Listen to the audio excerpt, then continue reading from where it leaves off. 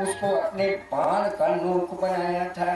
हुआ क्या, दूर से भगवान श्री कृष्ण जब अस्वस्थ के मूल में बैठे थे, वृक्ष के मूल में बैठे थे, अपने वाम पाद को दक्षिण उरु में रख करके जब बैठे थे, तो वो भगवान का पांव दूर से मृगा के मुख में दिखाई दे रहा था। ये जरा नाम का व्यास भगवान के पांव मुख समझ करके दूर से लक्ष्य में लेकर बाण छोड़ दिया। जहाँ बाण लगा भगवान के पांव में, हुआ क्या, मृगस्य कालितच्चरणं दिव्याघ्रं मृगसंज्ञया। श्रीमद् भागवत में सुखदेव जी भगवान ने कहा के पांव को छेद सके, भगवान के हाथ का विधन कर सके।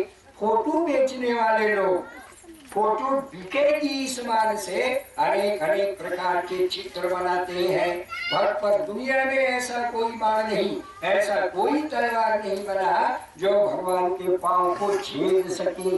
वो हुआ क्या, शिकारी के द्वारा जो बाण भगवान के पांव में लगा, जहाँ लगा बाण का धार हो गया, और वो जो शिकारी था वो मन में समझा कि मृगा के मुख में बाण लग गया। वो दौड़ते हुए आया भैया पास में। जब पास में पहुंचा तो देखा भगवान श्री कृष्ण है।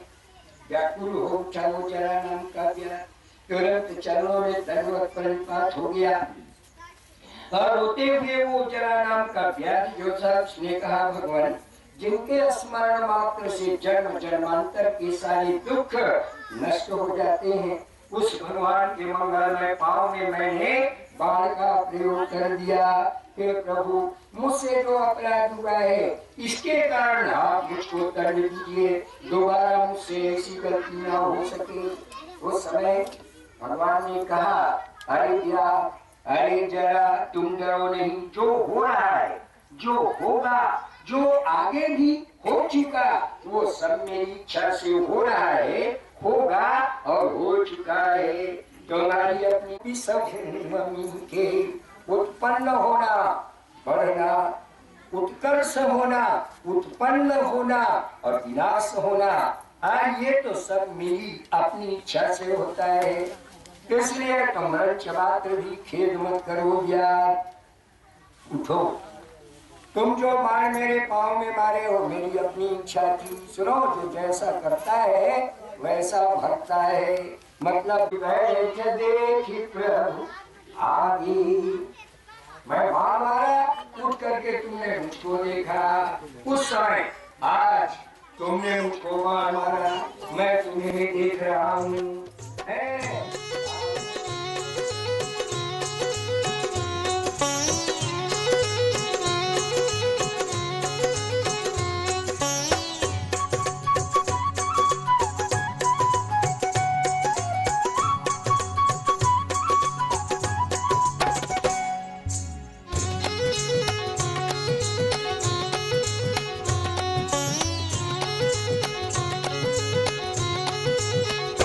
मुरली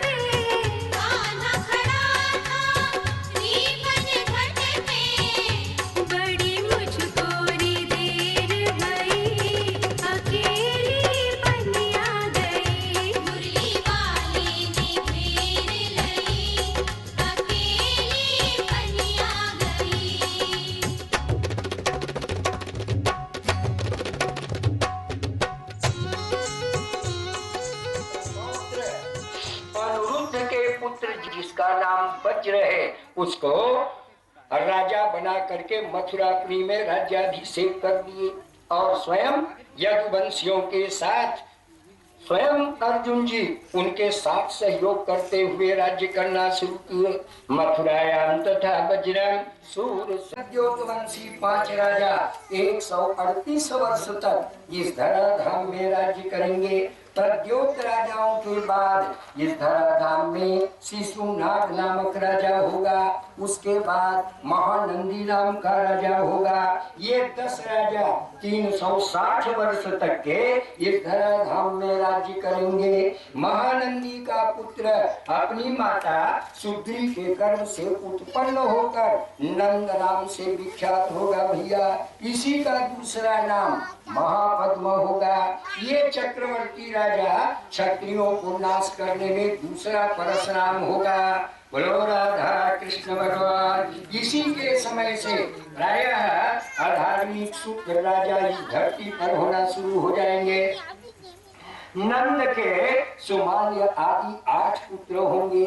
ये 8 के 8 100 वर्ष तक इस धराधाम में राज्य करेंगे। फिर इसके बाद चाणक्य नाम का राजा होगा।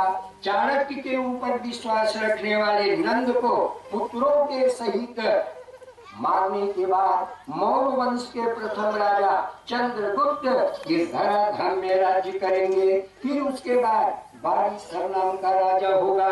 फिर उसके बाद अशोक वर्धन नाम का राजा होगा। फिर इसके बाद मौर्य वंश के 10 राजा 360 वर्ष तक इस धराधाम में राज्य करेंगे।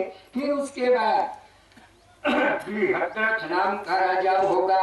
उसका जो सेनापति होगा उसका नाम होगा पुष्यमित्र। पुष्यमित्र को मारने के बाद स्वयं उसका पुत्र राजा बन बैठेगा। उसके बाद शुंगों के में प्रथम राजा होगा शुंगवंशी 10 राजा। ये 10 राजा 122 वर्ष तक इस धराधाम में राज्य करेंगे। श्रीमद् भागवत में सुखदेव जी भगवान ने कहा शुंगा दशैते भोक्षन्ति अभूमि वर्ष शताधिकम। बाद में कण्व नाम का मंत्री राजा बनेगा। कण्वों में भी चौथा राजा होगा सुशर्मा। ये कण्व वंशी 4 राजा 345 वर्ष तक इस धराधाम में राज्य करेंगे। इसके बाद सुशर्मा को मारकर उसका नौकर जिसका नाम होगा बलि, वो बलि नाम का राजा कुछ समय तक राज्य करेगा भैया। इसके बाद में उसका भाई जिसका नाम कृष्ण है वो राजा बनकर के राज्य करेगा। इस वंश के अंत में लोग माधी राजा होंगे। ये 30 राजा 456 वर्ष तक के धराधाम में राज्य करेंगे। फिर 7 आभीर संज्ञक, 10 गर्दभी संज्ञक, 16 कंक संज्ञक, 8 यवन संज्ञक, 10 तुरुग संज्ञक और 10 गुरूद संज्ञक। ये राजा 1099 वर्ष तक ये धराधाम में राज्य करेंगे। फिर इसके बाद मौन जाति 11 राजा 300 वर्ष तक इस धराधाम में राज्य करेंगे। मौन राजाओं के अंत में किलकिला नाम की नगरी में भूतनंद नाम के 5 राजा होंगे। ये 5 राजा 126 वर्ष तक इस धराधाम में राज्य करेंगे। भूतनंद आदि राजाओं के वाल्मीक संज्ञक 13 पुत्र होंगे। फिर 7 आंध्र संज्ञक, 7 कौशल नामक राजा होंगे। इसके बाद मगध वंशीय विस्फुर्जित नामक राजा होगा। ये विस्फुर्जित नाम का राजा प्रायः सभी वर्णों को अधम और मृक्ष वर्ण में सम्मिलितम सनरः कुलीनाः। इसके बाद कलयुग में जिसके पास धन होगा उसी को धनवान माना जाएगा, उसी को ज्ञानवान माना जाएगा, उसी को विद्वान और आचारवान माना जाएगा। यस्यास्ति वित्तम स नरः कुलीनः। ऐसा श्रीमद् भागवत में सुखदेव जी भगवान ने कहा। जिस आदमी के पास धन नहीं होगा उसको कोई नहीं मानेगा। कोई स्थान पहाड़ है, एक एक रोज कष्ट है, एक एक रोज दुख है। श्रीमद् भागवत में व्यास नारायण भगवान ने कहा अपूज्या यत्र पूज्यन्ते अपूज्यानां च व्यतिक्रमः। जहाँ पूज्य लोगों का अपमान होता है और अन्य अपूज्य लोगों की पूजा होती है वहाँ ये सब परेशानियां होती हैं। तीन प्रकार की परेशानी। दुर्भिक्ष मतलब दुकाल पड़ना, भीषण अकाल, सभी वस्तुएं महंगी हो जाती है। अभी तो कुछ ना, यज्ञ हो रहा है, पूजा पाठ हो रहा है, लोग धर्म कर्म को मान रहे हैं, इसलिए कुछ चल रहा है। कुछ दिन के बाद भीषण अकाल, आकाश से जल का बूंद नीचे नहीं गिरेगा, सभी वस्तुएं महंगी हो जाएगी। दूसरा मरण, बस दुर्घटना, रेल दुर्घटना, विमान दुर्घटना, भूकंप होना, ये कल्पनातीत संहार होगा। और भैंसा की तरह होते हैं, वो सोचते हैं कि मैं मरूंगा, अन्यथा कभी कोई आदमी मरता नहीं, केवल आत्मा मरती है। शरीर मर, आत्मा हमेशा अखंड अजर अमर रहती है, शरीर मरता है। शरीर का काम है पिंड से उत्पन्न होना, शरीर का काम है शुक्र से उत्पन्न होना, शुक्र और सोनी के द्वारा ये शरीर का मरना जीना बना रहता है, पर आत्मा कभी नहीं मरती। न जायते मृत्यते वा कदाचिन न्यायं भूत्वा भविता वा न भूयाः अयो नित्यः शाश्वतोऽयं पुराणो न हन्यते हन्यमाने शरीरे। शरीर का नाश होता है, आत्मा का कभी नाश नहीं होती। वो वृंदावन बिहारी। हे राजन, मैं मर जाऊंगा, ऐसा बैला और भैंसा सोचे तो बात समझ में आए, पर ज्ञानी को कभी नहीं सोचना चाहिए। खड विकार वाले शरीर मरता है और खड विकार वाला शरीर जीता है।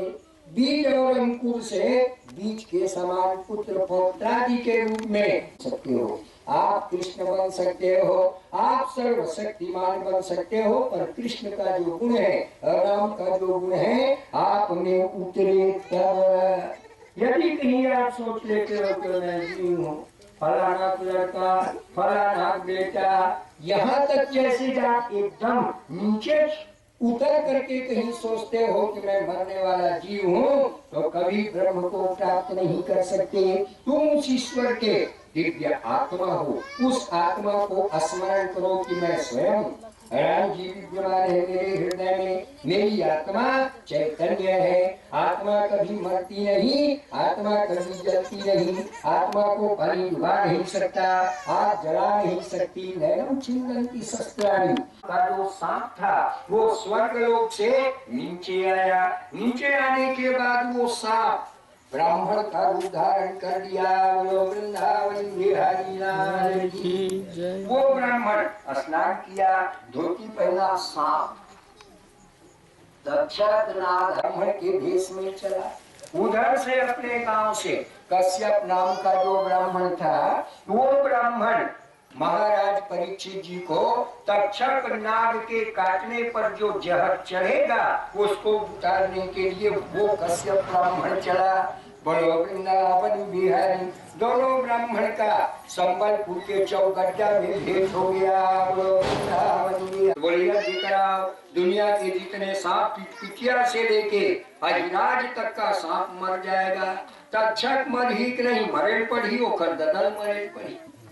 पंडितों ने कहा तो बोले जिसने मेरे पिता को काटा उसके सहित दुनिया के जितने सांप हैं वो सब मर जाए। यज्ञ करो, करता कम खर्चा ही तो कहीं 10 लाख, 10 लाख मैं 11 लाख लगाऊंगा, पर ये सांप संसार से मर जाए। हुआ क्या भैया, अमूल्य वाक्य ब्राह्मण लोग सब के सब सिद्ध हो करके सर्पों को नष्ट करने के लिए यज्ञ करना शुरू कर दिया। हुआ क्या, जब यज्ञ शुरू हुआ ना, सर्प सत्र यज्ञ प्रारंभ हुआ। पिटिया से लेकर जितने सांप थे सबके सब सर्पाय नमः स्वाहा, सर्पाय नमः स्वाहा, फणिराजाय नमः स्वाहा, फणियाय नमः स्वाहा। इस मंत्र के द्वारा जहाँ सर्पाप सर्प सर्प भद्रम के कहते हुए फणियाय नमः स्वाहा, इस मंत्र के द्वारा पिटिया से लेकर जितने लाल हरा नीला पीला काला चितकबरा सफेद दुनिया में जितने प्रकार के रंग है उतने प्रकार के सांप हैं, वो सब सांप गिरना शुरू हो गया। त्राही त्राही मच गया। जब सब सांप गिरने लगा तो जन्मेजय जी पूछे वो दुष्ट सांप कहाँ है तक्षक? तो तुरंत ब्रह्मवाक्य ब्राह्मणों ने कहा वो स्वर्ग लोक में देवराज इंद्र के चरण शरण में है और देवराज इंद्र के स्वर्ण सिंहासन के नीचे में बैठा है। जन्मेजय जी ने कहा तो तक्षक क्यों नहीं आ रहा है? तो बोले उसकी रक्षा इंद्र कर रहा है। तो तुरंत महाराज जन्मेजय जी ने कहा इंद्र के सहित तक्षक को स्वाहा करो। बोलो वृंदावन बिहारी। अब इंद्र सहित आए तक्षक आए स्वाहा होने वाला था भैया। ठीक इसी प्रकार पुराणों में श्रीमद् भागवत महापुराण सर्वोपरि है। मेरे भाई बहन 7 रोज तक हम आपको जिस भगवान के दैदीप्यमान चरित्रों को सुनाए, जिस भगवान के मंगलमय नामों के कीर्तन करने पर मानव मात्र का कल्याण हो जाता है, समस्त पाप दूर हो जाते हैं, उस भगवान के चरणों में नमन प्रणाम वंदन जब कोई आदमी करता है तो सारे दुख नष्ट हो जाते हैं।